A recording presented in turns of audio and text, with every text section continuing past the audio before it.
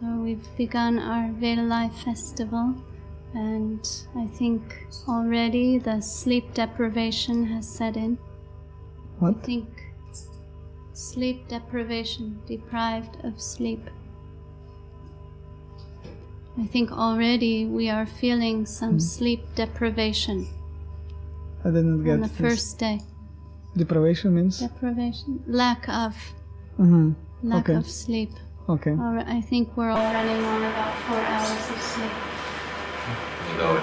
И да, у нас начался фестиваль Года Life, и уже чувствуется недосып у некоторых людей. It's a very exciting time, festival time, but it also can be a little bit difficult sometimes. И это всегда вдохновляющее, волнующее время фестивалей. Бывает, правда, сложно в это время. Willingly we are suffering and happily suffering, accepting any austerity, being crowded, waiting in line for the bathroom, not sleeping enough, etc. И тем не менее мы счастливо принимаем все эти неудобства, стоять в очереди в душ, спать 4 часа и тому подобное. We have a very exalted and saintly Vaishnavi living in San Jose, California. Her name is Jivana Didi. У нас в вашем Сан-Хосе в Калифорнии есть одна вайшнави по имени Дживана Диди. And to make the devotees feel better, after they've performed some austerity or done some very difficult service and sacrificing and suffering, she started giving out extra credit points, like just to make them feel better. You get extra credit, triple extra credit. She gives 3 times extra credit. И многие преданные в течение своей практики достаточно выбиваются из сил, совершают слишком много аскез, и она для них делает какие-то вещи, говорит, в 3 раза больше, да, то есть чем обычно. It's a running joke actually, but it turned out to become a real thing. И хотя это такая некая шутка, но тем не менее в ней есть доля правды. And I'd always go and ask her, please, I told her something very difficult I had to do, and I'd ask for my triple extra credit points. After some difficult service or some austerity in service, we would go and ask her, please give some triple extra credit points. We need them. We need to accumulate them. И после того, как мы сделали какое-то большое важное служение и сопряженное с определенными трудностями, мы можем подойти к ней и попросить: дай мне, пожалуйста, нет, дай мне скидку, да, дай мне поблажку в 3 раза больше. It would just make us feel better. We could go on knowing we had Jivana Didi's blessings, triple blessings. И дальше мы можем продолжать очень счастливо, зная, что у нас теперь есть благословение Дживана Диди. Then, throughout the years, whenever I see devotees willingly performing some severe austerities and getting trouble in their service, I asked her permission to give triple extra credit points on her behalf, like Ritvik. И сейчас я тоже, когда наблюдаю, когда преданные трудятся в поте лица, когда они не досыпают, не доедают и так далее, совершают какие-то подвижничества, то меня тоже часто просят как-то благословить от имени Гурудева или еще как-то. Я выступаю в этом качестве как Ритвик, да, я передаю это благословение свыше другим. They're really her credit points, her blessings that I give out when I see devotees going through difficulty in their service willingly. Это я счастлива Желаю всего самого наилучшего тем преданным, которые... So all of you here this morning get triple extra credit. Все вы сегодня утром за то, что встали на утреннюю программу, заработали 3 раза больше очков. And anyone tomorrow also. For the next several days. Вставайте эти дни на утреннюю программу, и все будет хорошо. Because we're not sleeping enough and still waking up and being tired all day long and happily suffering. И я знаю, что вы спали-то мало, а еще и встали утром, так или иначе пострадали за веру, и поэтому джая вам всем. Especially devotees like Prithu Prabhu, we know he stays up very late, doesn't go to sleep till 3 a.m. usually, sometimes 4 a.m. And now he's awake translating at Mangalarati. Особенно совы, преданные совы, которые бывает до 3-4 ночи бодрствуют, а сейчас у них поменялся режим в связи с фестивалем. So doesn't that make you feel better? Yeah, feel better. Gets better. So yes, please ask your question.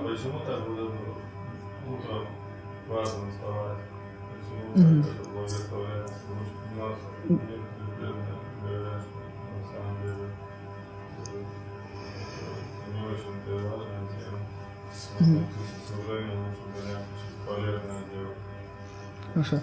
Ну, я передам Раджа Кишора greetings, да? First, Raja Kishore, he was saying that he is very grateful that you came for this festival because we know you for many years and many time spent with Gurudev, and being in your association is just brightest blessing for all of us. So he offered you some greetings on his behalf and on behalf of all these devotees from Moscow. And next question from Ramrai Prabhu. He's asking why it is so important to wake up for Mangalarati, wake up early morning, because many devotees, they like saying better to do something valuable, so maybe midnight and how. Yes. So what is the point of waking up early? Okay. I get this question a lot because I'm a morning person. I'm always up in the morning no matter how tired I am and how many hours of sleep I get. But I've been trained by Srila Gurudev to wake up, be alert and ready in the early morning hours.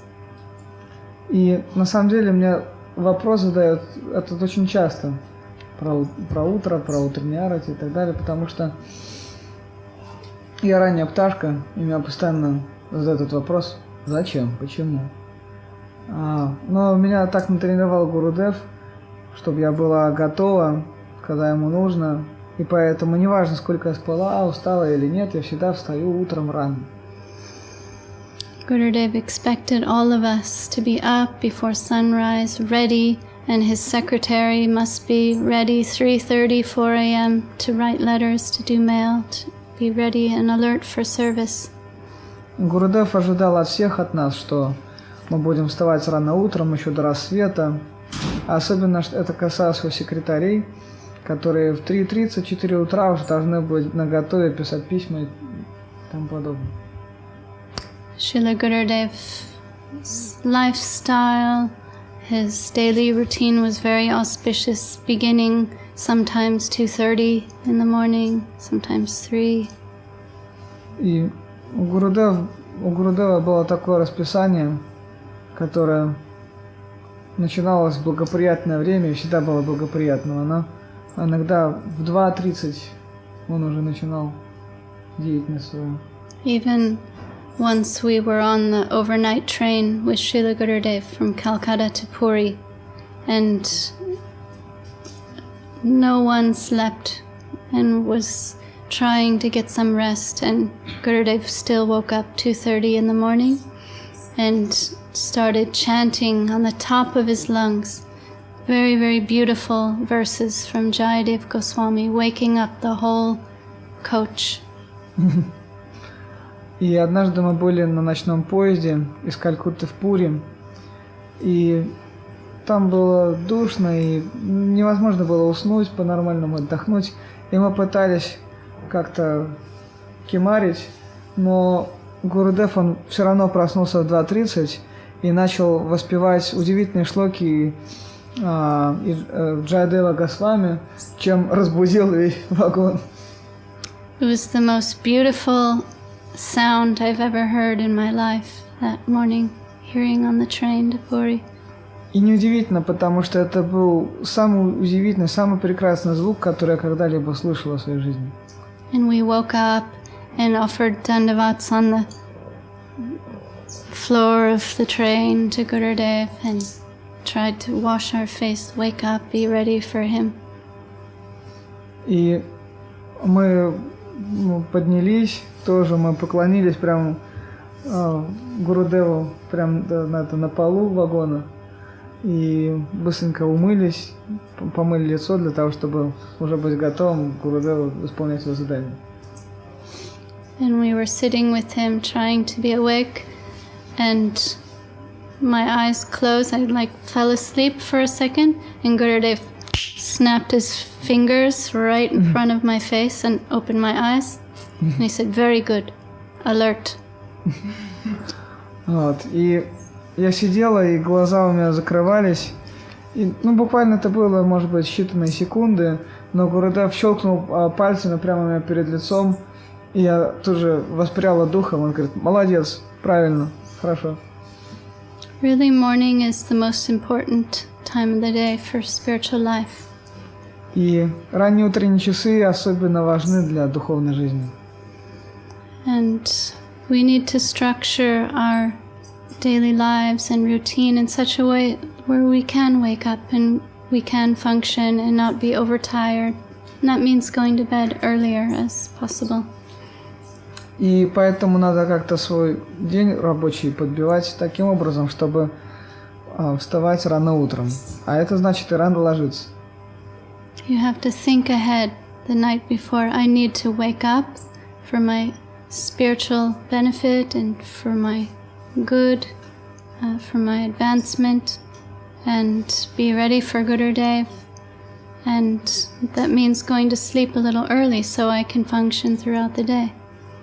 И поэтому это где-то должно быть у нас внутри, да, такая установка, что я должен встать рано утром ради своего духовного блага, ради того, чтобы служить Гурудеву уже с самого утра. Ну и, соответственно, эта установка означает установку, что надо лечь пораньше. We know Brahma Muhurta is 96 minutes before sunrise, and that changes throughout the year. We have to be alert to what is sunrise and sunset. И мы знаем, да, что Брахма-мухурт — это 96 минут до восхода солнца, и это самое благоприятное время. И она немножко меняется в течение года, но тем не менее можно исследовать. And we just adjust ourselves accordingly to sunrise, sunset. The program times change, at least in Navadvip in India. They adjust the Mangalarati and the evening Arati according to sunrise, sunset. У нас, например, в Навадвипе утренние и вечерние арати, они привязаны к времени восхода и захода солнца. Поэтому они меняются в течение года. And I understand here it's a unique situation where winter time you don't really have much sun. Sunrise is what time? Noon? Depends, no. Yeah. And winter time, St. Petersburg, 10 o'clock morning. Okay. So that's something that you've all adjusted to, and I think your Mangalarati still is at 7 a.m., right? But when the deities it's also because of the neighborhood. Yes. But no matter in the winter time, you still do 7. То есть у вас в 7 утра каждый всегда происходит. So anyhow, whatever our time, place, circumstances, we must adjust for the good of our spiritual practice. Поэтому, конечно же, ориентируясь на время, место, обстоятельства, мы должны свою духовную практику подводить таким образом, чтобы у нас было все позитивно. The Brahma Muhurta time is the most auspicious time of day, and the time of day where we can get more spiritual strength and more benefit in our spiritual practice. И говорится, что Брахма Мухурта особо благоприятное время суток, которое лучше не только проводить бодрствование, да, но еще при этом попытаться приобрести больше духовного блага. And what's more important, I feel, in my opinion, for the devotees and their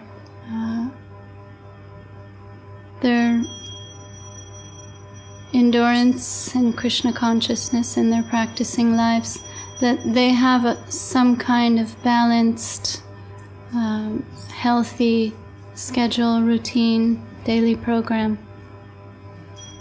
You mean? General devotees, they should have some well-adjusted, balanced, sane daily program. И кроме того, это общая рекомендация преданным, что у них должна быть, весь их день проходить, в здоровом ключе, да, то есть с утра и до вечера, то есть все должно быть распределено примерно. Sane is a key word. Sane. You know what sane means? Insane is the opposite. Sane, crazy and not crazy. Sane and insane. Все должно быть разумно. We need to keep our sanity. We need to be well adjusted in spiritual life.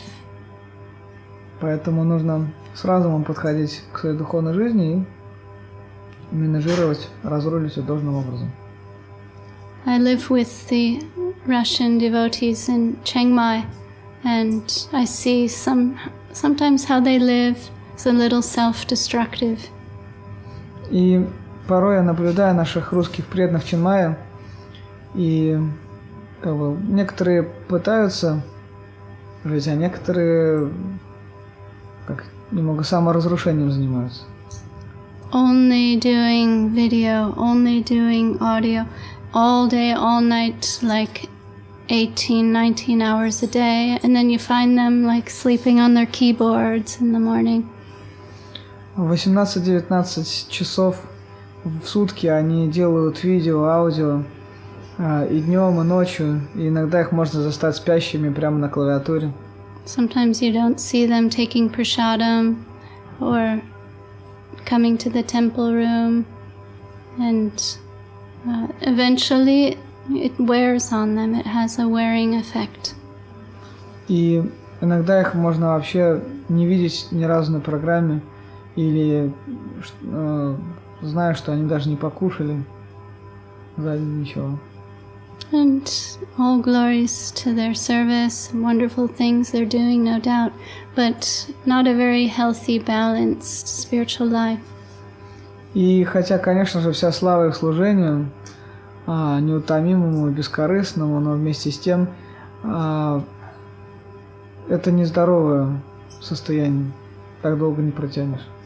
And I asked them, how long can you go on like this? И можно только поинтересоваться, как долго можно протянуть в таком ритме. They start to get sick and lose their inspiration after some time. И можно это видеть, наблюдать. Они болеть начинают или же теряют всякое вдохновение. So everyone needs to find what type of schedule is healthy for them. Maybe not the same for everybody, and the service projects everyone's doing are very important. But also you need to think for your long-term well-being in Krishna consciousness. Поэтому общий ответ на вопрос такой, что у каждого, по большому счету, свое расписание, в том смысле, что все разные, и вывод такой, что нужно постараться устроить свою жизнь таким образом, чтобы оставаться в упряжке как можно дольше, да, то есть чтобы практиковать сознание Кришны счастливо и без особых принуждений. So I hope I answered your question. Надеюсь, что я ответила на ваш вопрос. Yes, thank you. We're all different, unique. We have different services and have different natures. We all have something to contribute.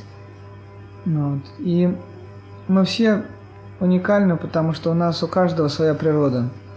Но каждый из нас пришел, чтобы отдать, чтобы вложить какую-то часть себя, часть своего труда, и поэтому так. But we all need to stay in Krishna consciousness for our whole lives, for the rest of our lives. И перед нами стоит задача оставаться в сознании Кришны всю жизнь. Not crash and burn out and be finished prematurely. Но не в том, чтобы разбиться в лепешку, сгореть на работе.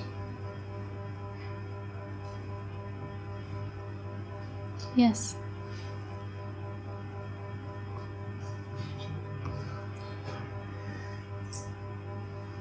Я на самом деле хотел тоже Рамайку не задал. Я именно про это хотел спросить, про дисциплину, про расписание.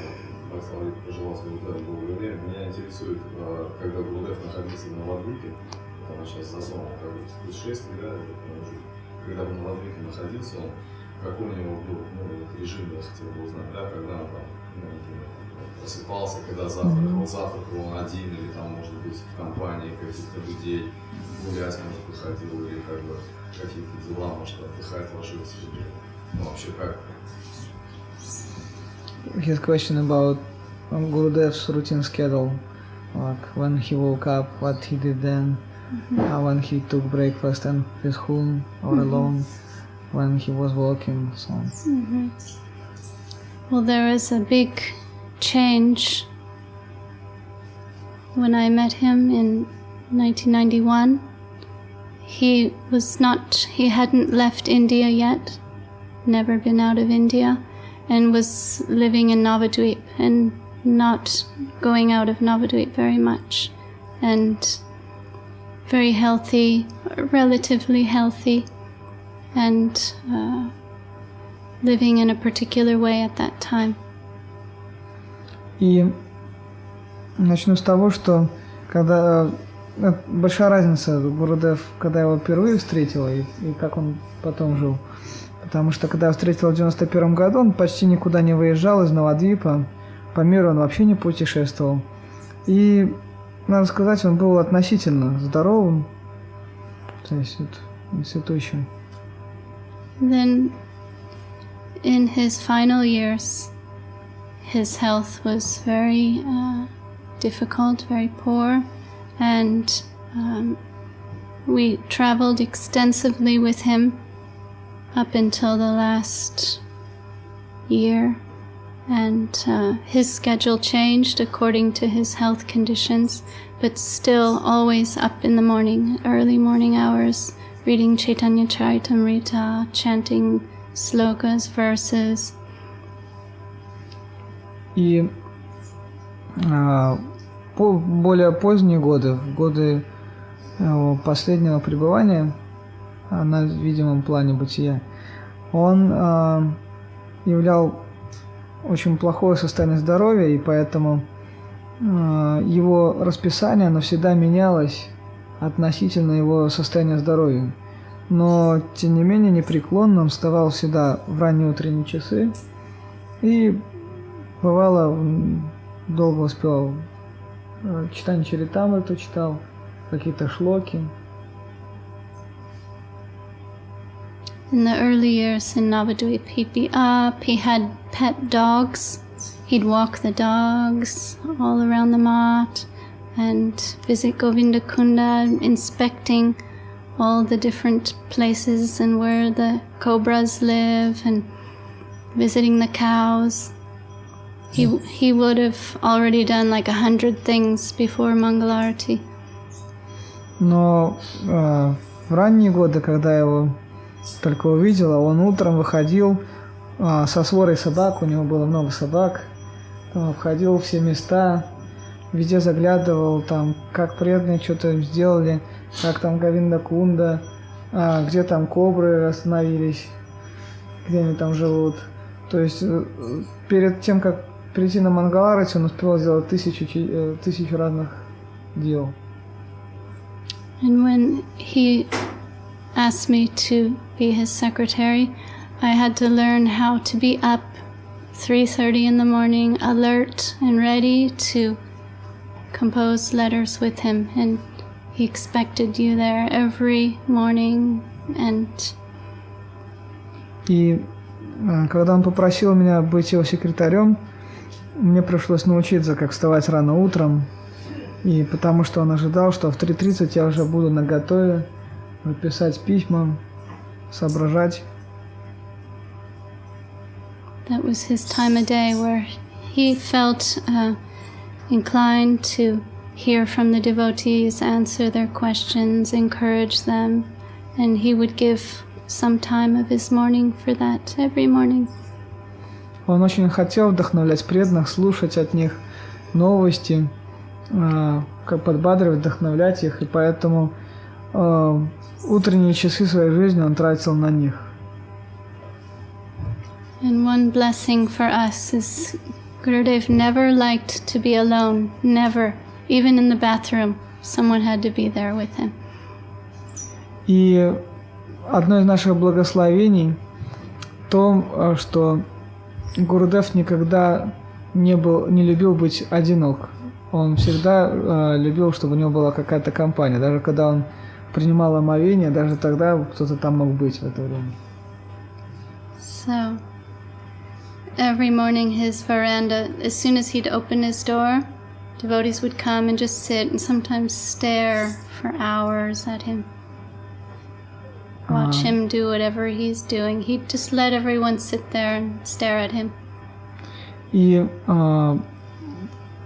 как только двери веранды Гурудева открывались, преданные знали, что можно прийти туда и сидеть, и вообще смотреть, следить за жизнью Гурудева, как жизнь за стеклом, только без стекла. Ну, то есть и Гурудев позволял им сидеть там часами, пялиться на него, то есть, и преданные сидели разных род. He never needed his own personal private space. Always doors open, everyone's welcome. And during that course of time sitting with him, you'd hear so many beautiful things. He'd talk to everyone and we'd be having his darshan. И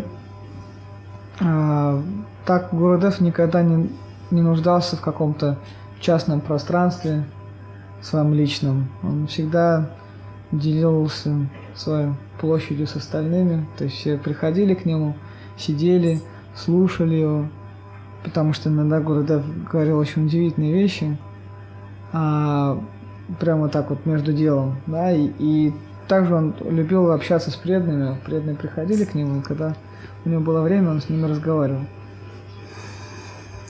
One morning I woke up getting ready for my service, and coming out of the ladies' ashram, I saw him getting inside of a car and turning it on and backing up, almost smashing into a brick wall and driving around the mott. It was like 3:30 in the morning. И однажды в 3:30 я вышла из женского ашрама, направилась к нему, я смотрю, он заводит машину, сдал резко назад, чуть не врезавшись в кирпичную стену, и потом стал нарезать круги вокруг матха.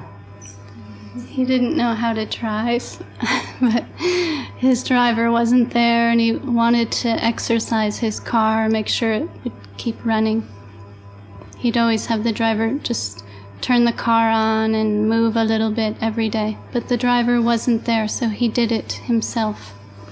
И обычно он просил, у него был водитель, и он просил водителя там куда-то поехать, еще что-то. Но иногда водителя не было, и тогда он сам садился за руль. He was going like 50 miles an hour inside the Mott compound, driving really fast. И он очень быстро ездил, где-то за час, наверное, 50 миль проезжал вокруг Матха. And I asked, what's going on, Gurudev? Do you need some help? Его спрашивали: Гурудев, что происходит? Вам, может быть, помочь? And he asked if I knew how to drive. He asked me if I knew how to drive. He said, do you know how to drive? Он спрашивал меня: а ты водить можешь?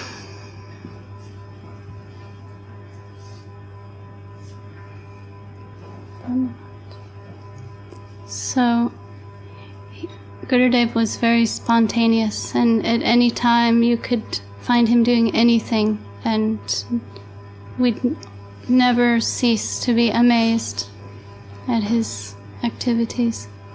И часто мы находили, что Гурудев, он очень спонтанный, он может в какой-то момент делать какое-то действие, которое мы от него не ожидаем, и которое не видели ранее. То есть, такой был. He was a natural Paramahamsa, in Srila Sridhar Maharaj's words, and a true Raga Bhakta. И он был естественным Парамахамсой, и, как отмечал сам Шрила Шридхар Махарадж, подлинным Рага Бхактой.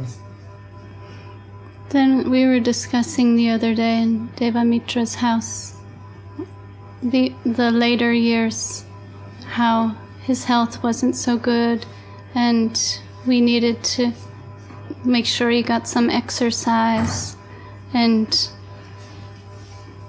a lot of times he didn't want to exercise, so we would do it for him. One person on this arm, one on that, one person this leg, 4 people moving him. И Гурудев, он, тем не менее, ему прописали движение, он старался двигаться, но иногда чувствовал себя не очень хорошо, или ему было лень, и тогда преданные двигали его. То есть один преданный брал одну руку, другой другую, там, один брал одну ногу, другой другую, и так они его вот так делали ему такой фитнес. And he didn't want to eat unless he exercised, so we'd do that, and we'd also push him in his chair. He had like an office chair with wheels. We'd push him to the end of his veranda and back, and a few times then he felt, okay, now I can eat. Просто аппетит приходил к нему только после упражнений. И еще другой вид упражнений, который мы делали, у него было кресло, которое каталось. И мы по всей его веранде от стены до стены мы возили на кресле на этом. Он потом говорит: все хорошо, теперь я могу покушать. Да, аппетит пришел. One day he came into my room in Dum Dum Park. He was wandering in the corridors and nobody was with him. He opened my door to see who lives here, and it was me in my room, and I, oh Gurudev, come in, you want some tea? И однажды он вошел утром в мою комнату в Дандам-парке. Он гулял по коридорам, заглядывал, кто как, инспектировал пространство. И вот тут, говорит, он неожиданно зашел ко мне, посмотрел, кто здесь живет, и оказывается, что это моя комната. Я говорю: о, Гурудев, пожалуйста, заходите, может быть, чайку? You'd find him in unexpected places and at unexpected times. He always had to be ready in his service. И всегда нужно было быть готовым к служению, и более того, его всегда можно было обнаружить в неожиданное время, в неожиданных местах. He wanted us all to be alert and flexible and always ever ready for service.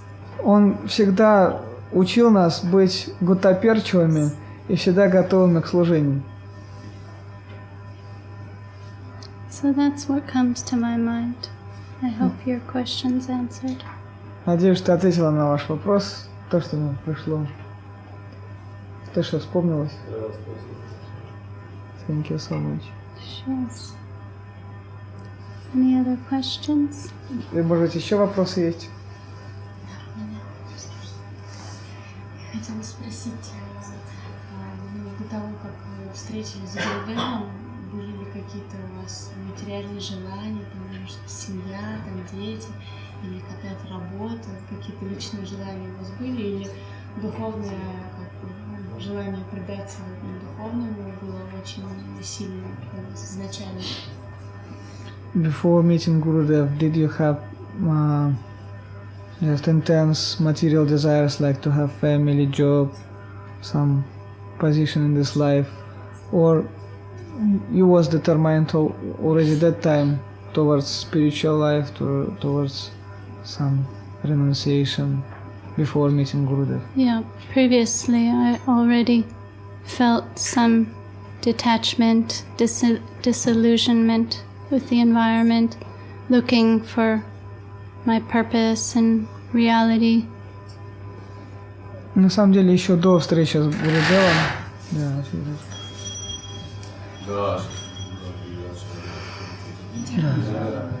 еще до встречи с Гурудевом я чувствовал уже определенное,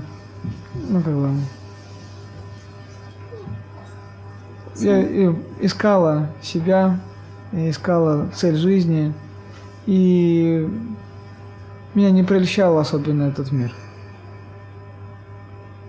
I knew one day I'd live in a temple, and that was my passion in life, philosophy, spirituality, but I didn't know where, so it took some time to know where to go.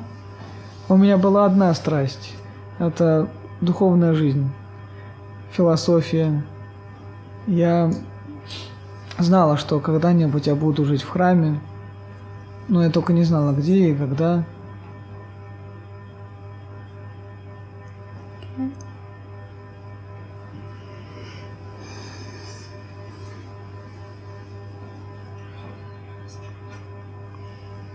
Anyone else? Ответила?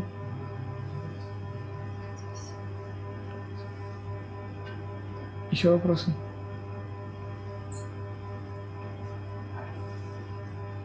It's raining. Today, what is our program? Yes. What? Someone can tell us first. What are we doing today? Tonight will be Jagannath, not this one, another one. Okay. Will be some concert program. Okay. Shilava And we're here all day. Yes. Yes, Ramachandra Prabhu. So, what advice do you give to the people that aren't so naturally attracted to temple life, like philosophy, whereas we know it's for our well-being, but maybe a little forced, you know? I mean, like, we're having to push ourselves harder, it's not so natural. I heard what you said before, like some sudden every day, like that, on top of that. Okay. I did not get much. She was saying before she joined, she was naturally inclined with philosophy. She wanted to live in temple. She was already feeling some detachment from the material world.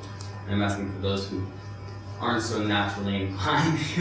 It's coming like we know it's for our well-being, but it's not in our nature as much. So then we're having to force. Like I heard what you said before about like some sudden every day, like regulating like service and like that, but on top of that, like some. Рамачандра Прабху добавил, что, говорит, на самом деле в вашем-то конкретном случае вы уже были нацелены на философию, на духовную жизнь, но это не отменяет необходимости для нас садханы, дисциплины, потому что, как вы сказали ранее, это очень-очень важно и необходимо в духовной жизни, особенно для тех, кто не стремится и не хочет духовной жизни, кто сам себя как-то мотивирует на это. Really, it's all in the attitude. I'm gonna start with that. Все относительно, все проявляется в отношении. A good attitude, a positive attitude, a virtuous attitude. Позитивное отношение, добродетельное. That controls everything. Your mind, your senses, your intelligence, your ego. Это такая мотивация способна контролировать все, и чувства, и эго, побуждение ума.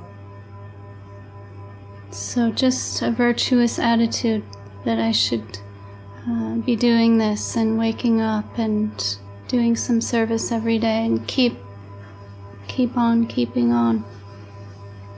Поэтому необходимо такого рода отношения, да, и через это, придет и подлинная мотивация, да, зачем нам вставать утром, зачем заниматься каким-то служением. And as you go on, you make progress, advancement. Your mind becomes strengthened, and everything comes under control, and everything becomes easier in time.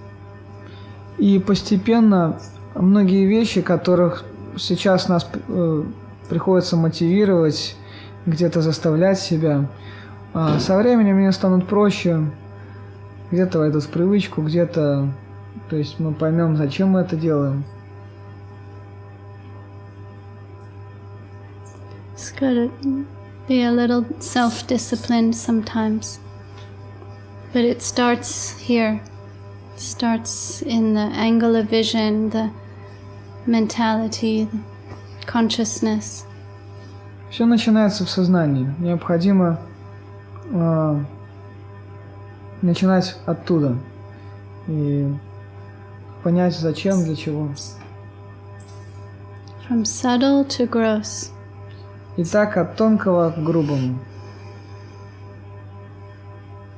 And the best way we can keep this positive angle of vision, good attitude, is associating with those who have one, who have the right mentality and the right consciousness.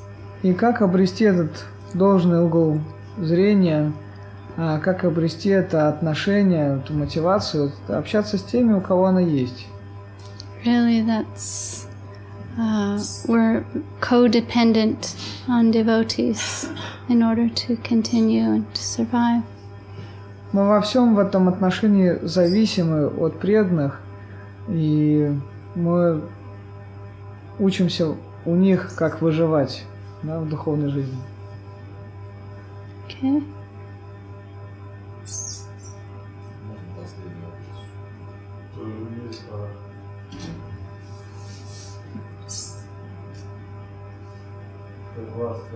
Yes. What do you want to eat? Huh? What was that? What do you want to eat? You want to eat? Okay. One last question then. Did Giriraj eat? Я слышал, что, когда Гурудев...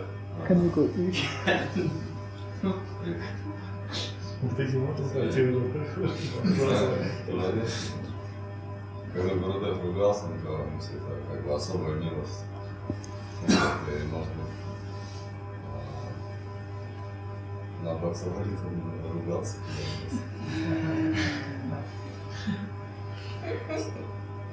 We heard that when Gurudev harshly chastised someone, was some special mercy from him for our encouragement, for our improvement.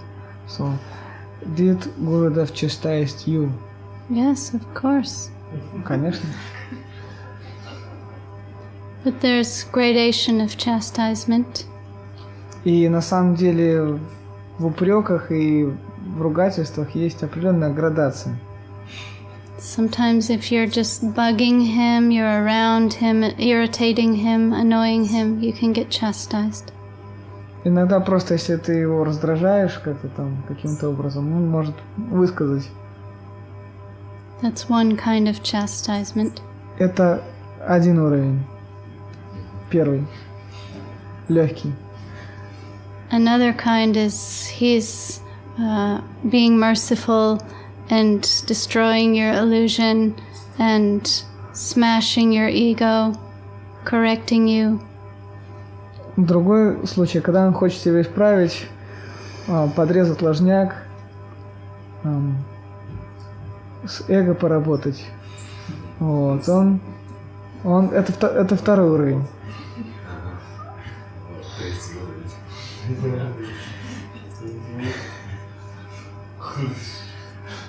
That's another kind, higher gradation, chastisement. And third? Oh, I did the two extremes. There's something in the middle too. Это на самом деле два крайние точки, то есть маленькое, когда ты его просто раздражаешь, а самое большое, когда он тебя хочет поправить. А между ними еще есть несколько уровней. Another type is he's venting on you.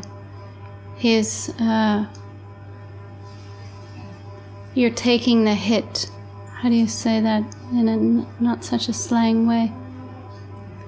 You're mercifully being punished maybe for no reason. He's letting something out on you. Иногда просто, когда в наказание приходит без причины. То есть, когда он, без видимой на то причины, да, то есть, и такое тоже бывало, когда на тебя просто срываются. I'm familiar with that, he's saying. Another way is you ask him something and he completely ignores you.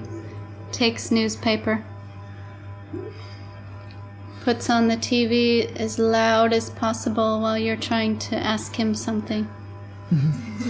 Другой вид, он был такой, что ты его что-нибудь спрашиваешь, а он специально тебя игнорирует, берет, раскрывает газету, читает. Или делает телевизор погромче.